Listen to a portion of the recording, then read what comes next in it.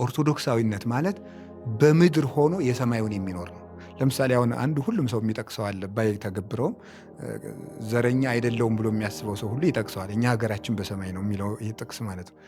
እና በጣም ያሳዝነኛል። ስማቸው ከጠፉ ጥቅሶች አንዱ ይሄ ነው። በደጅ ቆሜ አንኳኳለሁ፣ የሚከፍትልኝ ካለ አብሬው እራት እበላለዋል። ደጅ ያለው ልብን ነው፣ ሌላ አይደለም። ከልባችሁ ደጅ ላይ ቆሜ ያለው እሱም ብትከፍቱት እዋሃዳችሁና ከዚያ በኋላ ምንድን ነው እኔ እናንተን የምግባር ፍሬ እመገባለሁ። እኛ ኃጢአት ስንሰራ ይህንን ልብ አጣ ነው። ከዛ ምን ሆነ? ወኮነ ከመ እንስሳ ዘአልቦ ልብ፣ ሰው ልብ እንደሌለው እንስሳ ሆነ ተባለ። ይሄ ለባዊነት አጣ ነው ማለት ነው። እግዚአብሔርን እናውቅ ዘንድ ልብ ሰጠን። አንደኛ ዮሐንስ ምዕራፍ 5 ቁጥር 20 ላይ ክርስቶስ በዚህ ዓለም የመጣው ምን ሊያደርግ ነው ሲባል ልብ ሊሰጥ ነው። አሁን ከሰው ላይ እምነት ጎደለ የሚባለው ይሄ ነው። በእግዚአብሔር መተማመን። ሃይማኖት የማይሻሻለው እግዚአብሔር ስለማይሻሻል፣ ሃይማኖት የማይለወጠው እግዚአብሔር ስለማይለወጥ፣ እግዚአብሔር ሕያው ስለሆነ ሃይማኖት ሕያው ነው። የሚያምን ሰው ሲገደል ሃይማኖት የማይገደለው ለዚህ። ሌላ ጊዜ ቆይቶ አማኝ ጠፍቶ ሙቶ ካለቀ በኋላ የሆነ ሰው በፀሐይም በጨረቃ በከዋክብትም ተመራምሮ እግዚአብሔርን የሚያገኘው ሃይማኖት ያለና የነበረ ስለሚኖር ነው።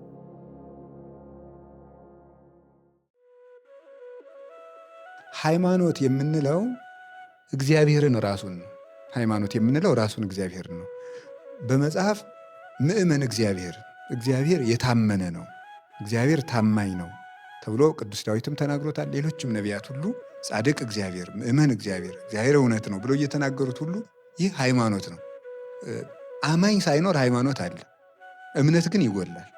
እምነት ሊጎል ይችላል። አማኝ ሳይኖር ግን ሃይማኖት አለ። ምክንያቱም ሃይማኖት እግዚአብሔር ነው። ሃይማኖት እምአብ ተፈጥረት ወሀበ ወልድ ታበጽሕ ወሀበ መንፈስ ቅዱስ ትትፌጸም።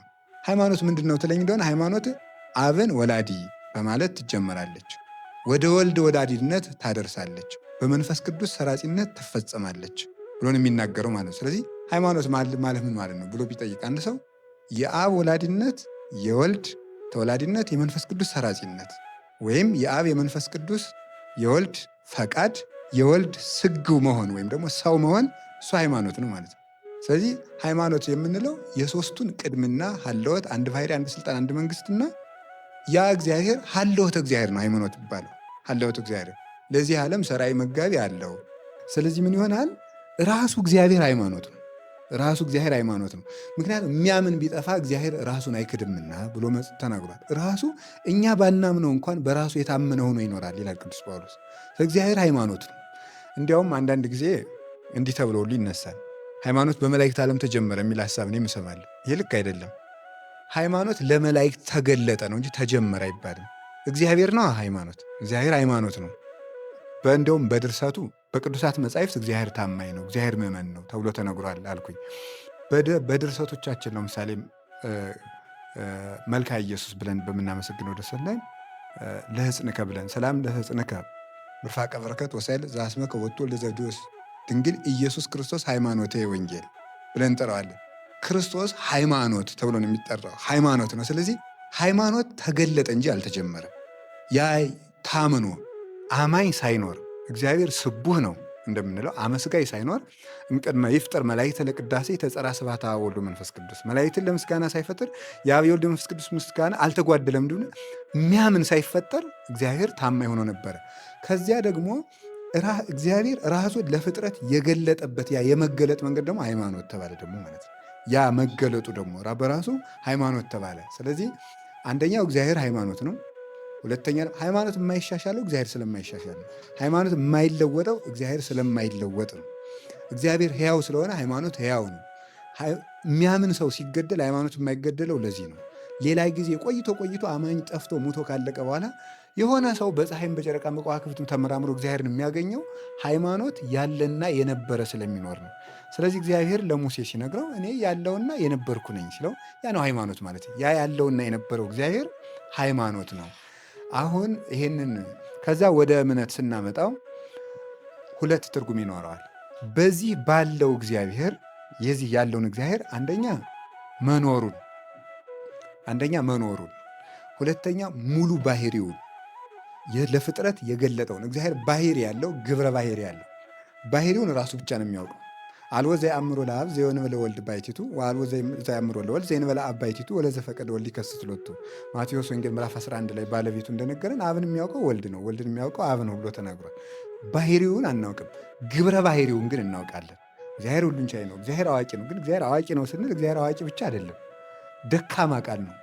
ከአዋቂነትም በላይ ነው እግዚአብሔር ማለት ነው። ከዚህ በላይ እኛ ስለማናውቅ በእኛ ቃል የተገለጠ ነው። ስለዚህ ምን እንላለን? እግዚአብሔር አዋቂ ነው ብለን ዝም ብለን።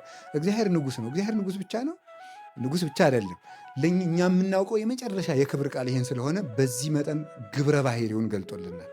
ስለዚህ እግዚአብሔርን ግብረ ባህሪውን እናምነዋለን፣ ባህሪውን እናምነዋለን፣ መኖሩን እናምነዋለን፣ ከሃሊነቱን እናምነዋለን። ይህ ሃይማኖት ነው። ከዚህ በኋላ በዚህ ከሃሊነት መወከል እምነት ይባላል። ተአምኖ መታመን የሚባለው እምነት የሚባለው በዚህ እምነት በዚህ ከሃሊነት ላይ ትተማመንበታለህ ወይ ትመካበታለህ ወይ? ይህች ናት እምነት የምትባለው። ቅዱስ ዳዊት ይህን ገልጦታል። መዝሙር 107 ቁጥር 11 ላይ እንዲሁ ይለናል፣ ወከንቱ ተአምኖ በሰብ በእግዚአብሔር ንገብር ኃይለ። በሰው መታመን ከንቱ ነው ይላል። በሰው መታመን ይሄ ነው እምነት ያለው። በሰው መተማመን፣ መመካት፣ መወከል ማለት ነው። አማርኛው መጽሐፍ ቅዱስ የሰው ማዳን ከንቱ ነው ይላል። ምንም አይጣለም፣ ችግር የለውም። ስለዚህ በሰው መታመን ከንቱ ይላል። በእግዚአብሔር ንገብር ኃይለ ወውቱ ያሐስሮም ለለ ይሳቅዩነ፣ እሱም የሚያሰቃዩንን ጠላቶቻችንን ያዋርዳቸዋል ብሎ ይናገራል። ስለዚህ ላይ መታመን፣ በሰው መታመን ያለው በሰው ማመን እምነት ናት። ስለዚህ መታመን ማለት እምነት ማለት በእግዚአብሔር ካሊነት ላይ መቆም ነው። እግዚአብሔር መጋቢ መሆኑን መቀበል ሃይማኖት ይባላል። በመጋቢነቱ መተማመን እምነት ይባላል። በመጋቢነቱ ላይ መተማመን። ለዚህ ነው ጌታ ሐዋርያትን እናንተ እምነት የጎደላችሁ ያላቸው። እናንተ እምነት የጎደላችሁ ክርስቶስ ካህሊ መሆኑን ቅዱሳን ሐዋርያት ተምረዋል ብዙ ቀን። ከዚያ በኋላ አብረው ባህር ላይ ሲሆኑ ግን ፈሩ። እኔ ካህሊ መሆኔን ነግሬያችሁ አይታችኋል ብዙ ቀን፣ ከእሱ ጋር እያለን አንሰጥምም አትሉም ወይ ነው እናንተ ኦሕጹፃነ ሃይማኖት ለምን ትናፈቅኑ? እናንተ እምነት የጎደላችሁ። አሁን ሃይማኖትን እምነት ብሎ ጠራው። ሐዋርያት የጎደላቸው ክርስቶስ የአብ ልጅ እንደሆነ ተምረዋል፣ ሰምተዋል። የጎደላቸው ምንድን ናት? እምነት ነው የጎደለቻቸው። እናንተ እምነት የጎደላችሁ አለ። በእኔ ካህሊነት ለምን የማታምኑት? ባሕርን የፈጠርኳት እንደሆነ ካመናችሁ ለፈጠራት እንደምትታዘዝ ለምን አታምኑ ብሎ እምነት የጎደላችሁ ያላቸው ይህች ናት። ስለዚህ ለምንድን ነው በይነምን ትስእና አውጽሖቱ አሉት። ጋኔን ያደረበት ሰው ከልጁ ላይ አለ፣ ከደቀ መዛሙርትህ አቅርቤው ማውጣት አልቻሉም፣ እባክህ አንተ ፈውስልኝ አለው። ከዚያ በኋላ ሐዋርያት ቀረብ ብሎ እኛ ለምንድን ነው ያላወጣ ነው? እናንተ እምነት የጎደላችሁ ከእናንተ ጋር የምኖረው እስከ መቼ ነው አላቸው። እምነት የጎደላችሁ የሚለው ሐዋርያት ሃይማኖትን ያውቃሉ፣ ክርስቶስ የአብ ባሕርይ ልጅ እንደሆነም ያውቃሉ። ችግር የሆነ ምንድን ነው? በዚያ ተማምኖ ወደ ተግባር ማውረዱ ነው። አሁን ለምሳሌ እምነት ጎደለው ስንል አንድ ሰው እግዚአብሔር ዘንዶን እንደፈጠረ ችግር የለበትም፣ ያውቀዋል። ዘንዶ ሲመጣ እግዚአብሔር ዘንዶውን እንደሚዘጋለት ያ መታመን ያች ናት እምነት የምትባለው ማለት በዚያች መወከሉ። አሁን ከሰው ላይ እምነት ጎደለ የሚባለው ይሄ ነው፣ በእግዚአብሔር መተማመን። እግዚአብሔርን እሳት እንደፈጠረ ማንም ሰው ችግር የለበትም ከማያምኑት ውጭ ማለት ነው። እሳት እንደፈጠረ ሁሉም ሰው ይቀበላል። እሳቱ ውስጥ ሲሆን ግን እግዚአብሔር እሳቱን ሊያጠፋልኛል ብሎ መቀበል ባይምሮ ይሄ ድክመት ነው የሚያጥረው ማለት ነው። እና ሃይማኖት እውቀት ብቻ ሆነ የሚባለው ከዚህ የተነሳ ነው። እና ሃይማኖት የምንለው አንደኛ እግዚአብሔር ነው። ሁለተኛ እግዚአብሔር ለሰው ልጆች ራሱን የገለጠበት መንገድ በብሉይ ኪዳን በልዩ ልዩ መንገድ ራሱ ሲገልጥ ቆይታል። ኋላ በስጋ የተገለጠው መገለጥ ይሄ ሃይማኖት ይባላል። እምነት ደግሞ የምንለው በሱ መታመንን ነው። ሁለተኛ የመጨረሻው የምናገረው ምንድን ነው? ስለ ሃይማኖት፣ ስለ እምነት፣ ስለ እሱ መታመን ነው። ሃይማኖት ይረዳው ለምግባር፣ ምግባር ይረዳው ለሃይማኖት ይላል። ለምሳሌ አሁን ይሄ ደጅ አለ ማለት ነው። በር ላይ አንድ ሰው ቆሟል። ይሄንን ደጅ እኔ ካልከፈትኩት ያ ሰውዬ በምንም ታምር ሊገባ አይችልም። እንዴት ሆኖ ይገባል? ሰው ስለሆነ ፍጡር ስለሆነ ፍጡርም ከበቃ ይገባል ተሰውሮ ግድ የለም። ግን እንዴት ብሎ ሊገባ ይችላል? ስለዚህ ሃይማኖት አለ። ሃይማኖቱ ደጅ ላይ አለ። ከዚያ በኋላሳ የሰው ልብ መክፈት ለዚያ ሃይማኖት የተገቡ ሆኖ መገኘት ምን ይባላል? እሱ መታመን ተብሎ ይጠራል። የተገቡ ሆኖ መገኘት። ይሄንን መድኃኔዓለም ምን ብሎ ገለጠው? በደጅ ቆሜ አንኳኳለሁ፣ የሚከፍትልኝ ካለ አብሬው እራት እበላለዋል። ደጅ ያለው ልብን ነው፣ ሌላ አይደለም። ከልባችሁ ደጅ ላይ ቆሜያለሁ። እሱም ብትከፍቱት እዋሃዳችሁና ከዚያ በኋላ ምንድን ነው? እኔ እናንተን የምግባር ፍሬ እመገባለሁ፣ እናንተ የኔን የበረከት ትመገባላችሁ ማለት ነው። ስለዚህ ያችን መክፈት እንዲያውም ሊቃውንቱ አንኳኩ ይከፈትላችኋል ብለው ተናግረው ያለውን ሲተረጉሙ ምንድን ነው የምናንኳኳው ይላሉ። አባ ጊዮርጊስ ሲሆን እመቤታችን ያንችን ደጅ ነው ይላል። ያንችን ደጅ ነው የማንኳኳው፣ ሕዋሳትሽን ደጅ አድርጌን የምማጸነው ብሎ ይናገር። ወይም በአንቺ ስም የታነጹ ቤተክርስቲያናት ነው ይላል። ሌሎቹ ሊቃውንት ደግሞ የሚላሉ አይ ልባችን ነው አንኳኳ ያለ። ልባችን ካንኳኳ ነው እሱ ደግሞ የሰማዩን ደጅ ከፍተዋል። ልባችን ከዘጋ ነው ደግሞ እሱም የምሕረት ደጁን አይከፍትም ይላል እና መታመን የሚባለው አንደኛ በካህሊነቱ፣ ሁለተኛ ደግሞ ለዚያ ለካህሊው እግዚአብሔር ታምኖ መገኘት ማለት ነው። እንዲያውም በዚህ በክርክሩ ዘመን የቅባትና የጸጋ ክርክር በተደረገበት ዘመን አባቶቻችን ሊቃውንት እንዲህ ብለው ነበረ። ሊቁ የመናፍቁን ከረቱ በኋላ የንጉሥ ገንዘብ በመዝገብ ይቀመጣል አይቀመጥም? ይቀመጣል። ያንን ጠባቂ ታምኖ ይጠብቃል። አሁን ቢያጎል ምን ይደረጋል? አይ ይቀጣል። እንግዲያውስ ሥላሴ ገንዘባቸው ሃይማኖትን በመጻሕፍት መዝገብ አስቀምጠዋል። አንተ አጉድለህ ተገኝተሃልና ትቀጣልኛለህ አሉት። አልታመንክም፣ የንጉሥን ገንዘብ አጉድልሃል። በመጻሕፍት ለተቀመጠው ለሕጉ ለትእዛዙ ለዚያ እግዚአብሔር ታምኖ ፈርቶ መገኘት እሱ ምን ይባላል? ሃይማኖት። አንድ ቤተክርስቲያን አባት እንዲህ ብሎ ተናግሯል። በዚህ ሊጨርሰው እንዲህ ያል እግዚአብሔርን ማመን ማለት እግዚአብሔር ማየት ነው ይላል። እግዚአብሔር ማመን ማለት እግዚአብሔርን ማየት ነው። እግዚአብሔርን ማየት ማለት ደግሞ እግዚአብሔርን መፍራት ማለት ነው። እግዚአብሔርን መፍራት ማለት ደግሞ ራስን መግዛት ማለት ነው። ራስን መግዛት ማለት ደግሞ መታገስ ማለት ነው። መታገስ ማለት ተስፋ ማለት ነው። ተስፋ ማለት ማሸነፍ፣ ፍቅር ማለት ማሸነፍ ማለት ነው። ምን ማለት ነው ይሄ? እግዚአብሔርን ማመን ማለት እግዚአብሔርን ማየት ማለት ነው። ይኸው ሃይማኖት ሲሆን ማለት ነው። እግዚአብሔርን ማመን ማለት ማየት እንዴት ነው የሚሆነው? ለምሳሌ አሁን አንድ ሰው ኃጢአት የሚሰራው እግዚአብሔርን ስለማያምን ነው ማለት እንችላለን። ምን ማለት ነው? አይ እግዚአብሔር አንድም ሶስትም ነው የሚለው ሃይማኖት አይደለም። የጎደለው ምንድን ነው? እግዚአብሔር ፊት ለፊቱ እያየው እንደሆነ ይሄ የእምነት ችግር ነው ማለት ነው። ያንን ይረሳዋል። ሃይማኖቱን ረሳው ማለት ነው። እዚህ ላይ አሁን የሆነ ሰው እዚህ ላይ ቁጭ አድርጎ የሚሰርቅ ሰው የለም። እግዚአብሔርን ፊት ለፊቱ እንዳለ ያች እምነት ጎለዋለች ማለት ነው። የምታምነው ከሆነ ታየዋለህ። ሁልጊዜ መከራም ውስጥ ያየዋል፣ ደስታውም። ስለ ደስታውም ያለቅጥ መከራውም ያለቅጥ እንዳይሆን እግዚአብሔርን የሚያይ ሰው እምነት አለው ይባላልና መዋቅርና ሃይማኖት ነጥለው የሚታዩ ናቸው። ይሄ ከዚህ ውስጥ አንዳንድ ህዋስ ይታያል እንጂ ሃይማኖት እግዚአብሔርና እግዚአብሔር ለሰው ልጅ ያደረገው መገለጥ ነው። እምነት ደግሞ ለሱ መታመንና በሱ መታመን ናቸው። መልካም አባታችን፣ እስቲ በዚሁ ላይ ማንሳት ነው እንደመነሻ አነሳ ነው እንጂ ስለ እምነትና ስለ ሃይማኖት ዋና ርዕሰ ጉዳያችን ከዚህ የሚወጣው ኦርቶዶክሳዊ እሳቤ ወይም ደግሞ አንድ ሰው ኦርቶዶክስ ሲሆን አስተሳሰቡም ሁሉም ነገር በኦርቶዶክስ የተቃኘ ነው የሚሆነው፣ በቀጥተኛው መንገድ የተቃኘ ነው የሚሆነው እና እዚህ ላይ ማንሳት የፈለግኩት አንድ ሰው ኦርቶዶክሳዊ አስተሳሰብ አለው ሲባል ምን ማለት ነው? ምንድን ነው ኦርቶዶክሳዊ አስተሳሰብስ ምንለው? በኑሮ የሚገለጥ ነው፣ በህይወት የሚገለጥ ነው፣ በተለያየ መንገድ መቼም ሰው ሲኖር የሚገለጥበት ነውና ግን አንድ ሰው ኦርቶዶክሳዊ አስተሳሰብ አለው ሲባል ምን ማለት ነው? ስለዚህ አስተሳሰብ እናነሳስተ። አንድ ሰው ኦርቶዶክሳዊ አስተሳሰብ አለው ተብሎ ሲጠራ እግዚአብሔር በዚህ ዓለም ላይ ራሱን አስመስሎ አይደል የፈጠረን? ራሱን አስመስሎ ፈጠረን ስንል አንዱ የምንመስልበት ምንድን ነው? ሰው እንግዲህ በሁለት መንገድ ነው እግዚአብሔር የሚመስለው። ኧረ እንደው ብዙ ነው፣ ግን ከአራያ ከሚለው ጋር አምሳሉ ብዙ ነው። ከአራያው አንጻር አንዱ በነፍሱ ሥላሴን ይመስላል፣ በነፍስና በስጋው ክርስቶስን ይመስላል። እንዲሁ ነው የተፈጠር ነው። በልብነቱ አብን፣ በቃልነቱ ወልድን፣ በስትንፋስነቱ መንፈስ ቅዱስን በመምሰሉ በነፍሱ ሥላሴን መስሎ ተፈጥሯል። ነፍስና ስጋው ደግሞ አንድ ሰው ናቸው። መለኮትና ስጋ አንድ ባህሪ ስለሆኑ ለክርስቶስ ስጋዌና ለሥላሴ ሶስትነት አርአያ ሆኖ ነው የሰው ልጅ የተፈጠረው ማለት ነው።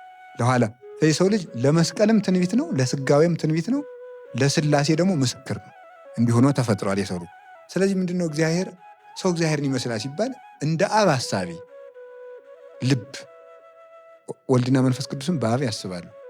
እንደ ወልድ ነባቢ እውነት የሚናገር፣ እንደ መንፈስ ቅዱስ ሕይወት ነው፣ ዘላለማዊ ሕይወት ያለው ወይም ዘላለማዊ ስራ የሚሰራ ሲሆን ሰው እግዚአብሔር መሰለ ይመስላል። ስለዚህ ምንድነው ሰው አሰበ ሲባል ከዛ ይሄንን ልብ ነው ያጣ ነው። እኛ ኃጢአት ስንሰራ ይሄንን ልብ አጣ ነው። ከዛ ምን ሆነ? ወኮነ ከመ እንስሳ ዘአልቦ ልብ፣ ሰው ልብ እንደሌለው እንስሳ ሆነ ተባለ። ይሄ ለባዊነት አጣ ነው ማለት ነው። ከዛ የሚረባንን ከማይረባ ለይተን የማናውቀው ከዛ ሰው ምን ተባለ? ውሻ። ኢየሩሳሌም ልጆች እንደ ውሾች ሆኑ። ከዛ ፈረስ ተባልን። ደግሞ ከዛ ምን ያልተባልነው ነገር የለም በእውነቱ። ውሻ ተባል፣ ፈረስ ተባል፣ ከአህያ ብሳችኋል ተባል፣ አህያ እንኳን ጋጡን ያውቃል ተባል። ከዛ ከበሬ ማነሳችሁ ተባል፣ በነጣቂነታችን አንበሳ ተባል፣ ብዙ ነገር ተባልን ማለት ነው። አሁን በኦሪት ላይ ጭልፊት እንደዚህ ተብሎ ሁሉ የተጠራ ነው እኮ እኛ ነው። ጭልፊቱ አይበላም የተባለ ይሄ ነጣቂው ሰው ሁሉ አይጸድቅም ማለት ነው። እነዚህ ሁሉ ነገሮች ሁሉ ሆን ምን በማጣታችን? ልብ በማጣታችን ነው። ያንን ለባዊነት ትብ ያልብሰው ነው ነበር፣ በኃጢአት ዝጎ ነበር። ከዛ ልብ ስናጣ ምን ሆንን? የጨለመበት ሰው ዝም ብሎ ዛፉ ሁሉ ሰው እየመሰለው እንደሚደነግጠው ሁሉ ዝም ብለን ለዛፉ መስገድ፣ ለወንዙም ለተራራውም ሁሉ መስገድ ጀመርን ማለት ነው። ከዚያ ምን ሆነ? መልካሙን ክፉ ማለት ጀመር፣ ክፉውን መልካም ማለት መልካም ጀመር። ከዚህ የተነሳ ምን ተብሎ ተነገረን? አሌ ሎሙ ለእለ ይብሉ ለእኩይ ሰናየ ለሰናይ እኩየ። ኢሳይያስ 5 ላይ ሲናገር ክፉውን መልካም መልካሙን ክፉ ለሚሉ ወዮላቸዋል። ከዛ ሰው ሲጨልምበት ምን ይሆናል? መልካሙ ክፉ ይሆነዋል። የማይደነቀውን ያደንቃል፣ የሚናቀውን ያደንቅና የሚደነቀውን ደግሞ መናቅ ይጀምራል ማለት ነው። ሰው በታች ነው ሲያይ ማለት ነው። ከታች ሆነን ስናየው ብዙ ነገር ተራራው ነው እንደሚታየን ማለት። ስለዚህ ወደዚህ ወረድን። አሁን ይህን ስናመጣው ኢየሱስ ክርስቶስ ስጋ ለብሶ የመጣ ምን ሊያደርግ ነው ሲባል ልብ ሊሰጥ ነው የመጣ። እንዲህ አለ ቅዱስ ዮሐንስ በመልእክቱ አንደኛ ዮሐንስ ምዕራፍ 5 ላይ እንዲህ አለ፣ ወሐለውነ በአሚን በወልደ እግዚአብሔር፣ በእግዚአብሔር ልጅ በማመን እስከ ዛሬ ድረስ አለነ። ከዛ ምን አለ ተመልከቱ፣ መጨረሻ ላይ ምን አለ? እንዲህ ካለ በኋላ በእግዚአብሔር ልጅ በማመን አለን ካለ ወሀበነ ልበ ከመ ናይምሮ ለእግዚአብሔር በጽድቅ፣ እግዚአብሔርን እናውቅ ዘንድ ልብ እንደሰጠን እናውቃለን አለ። እግዚአብሔርን እናውቅ ዘንድ ልብ ሰጠን። አንደኛ ዮሐንስ ምዕራፍ 5 ቁጥር 20 ላይ ክርስቶስ በዚህ ዓለም የመጣው ምን ሊያደርግ ነው ሲባል ልብ ሊሰጥ ነው። ልብ ለእስክንድሮስን በሃይማኖተ አበው ላይ ምን ታጻቆ ለወልደ እግዚአብሔር፣ የእግዚአብሔር ልጅ ሰው ይሆን ዘንድ ያተጋው ምንድን ነው ይላል።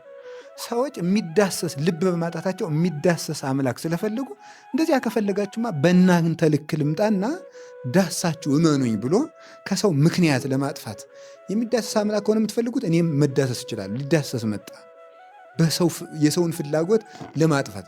ስለዚህ ባለቤቱ ምን አለ? ወሶበሰ ይመጻእኩሙ ይነግርክዎሙ እምይኮኖሙ ጌጋዬ፣ መጥቼ ባልነግራቸው ኖሮ በደል ባልሆነባቸው ነበር። የሚዳሰስ አምላክ ፈልጌያለሁ አለ፣ ሊዳሰስ መጣ አለ። ከዛ ልብ ሰጠን። አሁን መድኃኔ ዓለም እጅግ የሚያስደንቀው ማወቂያም እውቀትም ሊሰጥ የመጣ ስለሆነ ነው። ማወቂያም የሚሰጥ እሱ ነው፣ እውቀትም የሰጠ እሱ ነው። ስለዚህ ለሐዋርያት ሉቃስ ወንጌል ምዕራፍ 24 ላይ እንደምናነበው መጨረሻ ላይ ለሐዋርያት ምንድነው ሰጥቷቸው ያደረገ? ልብ ሰጥቶን ይሄድ። መጻሕፍትንም ያስተውሩ ዘንድ አይምሮን ሰጣቸው ነው የሚለው የሉቃስ ወንጌል መጨረሻ ማለት። ሲያርግ እውቀት ሰጥቶን ሄደው፣ ልብ ሰጥቶን የሄደው። ስለዚህ እሱ ምን አለ? እንዲህ አላቸው ዮሐንስ ወንጌል ምዕራፍ 15 ላይ ሀልው በፍቅረ ዚአየ፣ በፍቅሬ ኑሩ ከመ ይሀሉ በኀቤክሙ ልቤኒ ወፍስሐዬኒ፣ ልቤም ፍቅሬም በእናንተ ይኖር ዘንድ በእኔ ፍቅር ኑሩ አለ።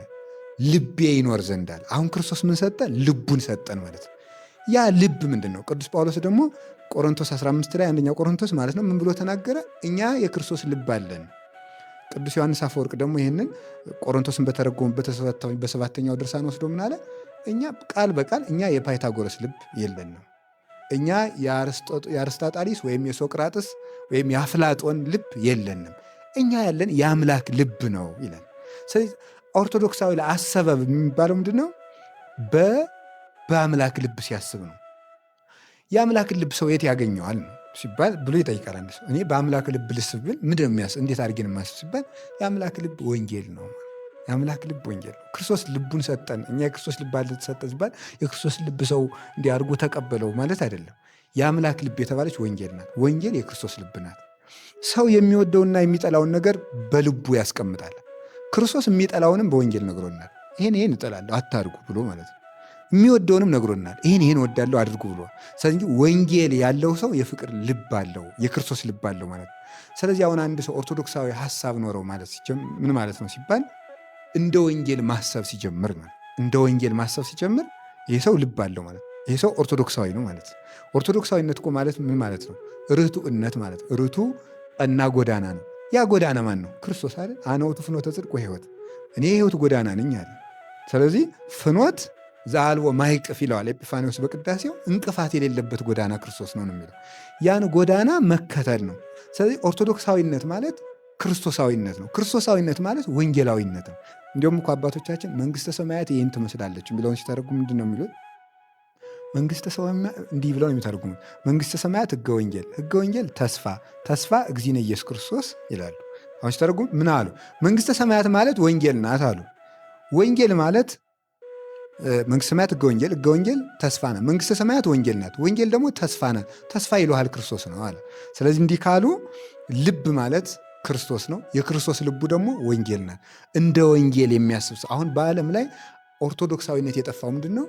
ሰዎች ክርስቶስንም የሰቀሉት እንደ ወንጌል ማሰብ ስላቃታቸው። አይሁድ ከክርስቶስ ጋር እኮ የተጣሉት በምንድን ነው? እነሱ እንደ ወንጌል ማሰብ ሲገባቸው ወንጌል እንደነሱ እንዲመጣ ስለፈለጉ ነው። ያ የምንፈልገው የምድር መንግስት ነው። እንደ ዳዊት የ40 ዓመት መንግስት መስረትና እኛን ቀራዝመ ግራን አይደለም አላቸው።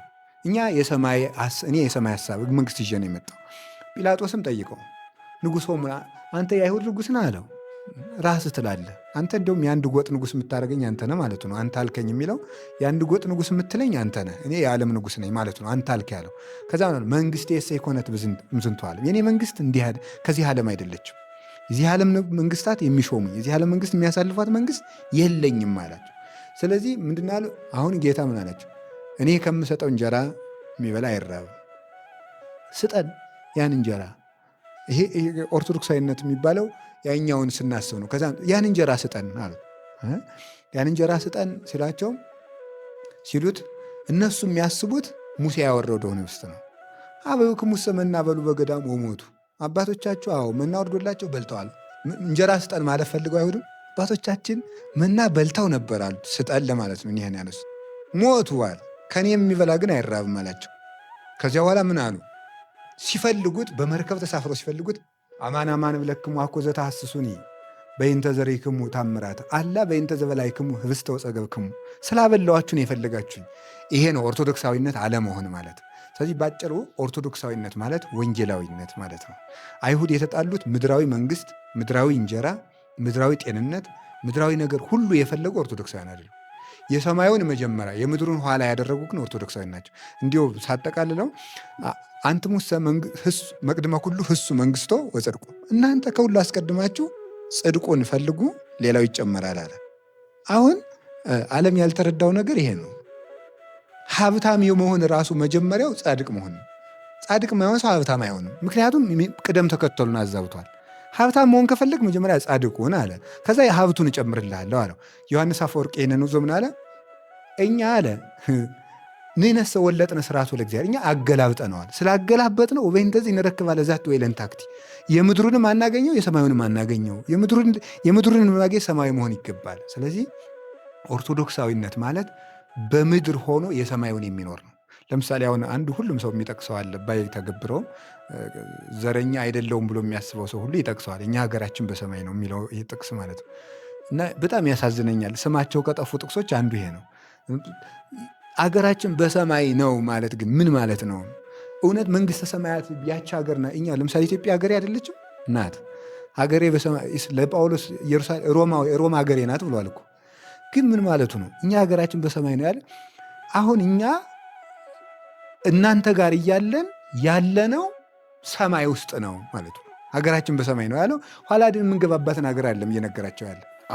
አሁን እናንተ ጋር እያለን ያለሁት እኔ ሰማይ ውስጥ ነው፣ ምድራዊ አይደለሁም እኔ እያላቸው ነው ማለት ነው። እንደኔ ያሉት ሰዎች አገራቸው ሰማይ ነው። አንድ ሰው አገሬ በሰማይ ነው ማለት የሚጀምረው ጳውሎስ አስተሳሰብ ሲያስብ ነው።